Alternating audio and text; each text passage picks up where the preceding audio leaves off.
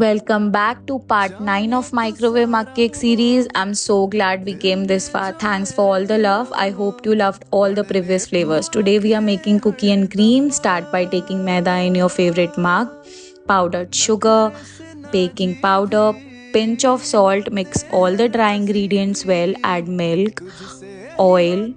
Mix the batter well and don't forget to check out the caption for all the details. Add vanilla essence and do let us know which one was your favorite mug cake recipe in the comments. Add crushed Oreos. That's it. Microwave it for 2 minutes.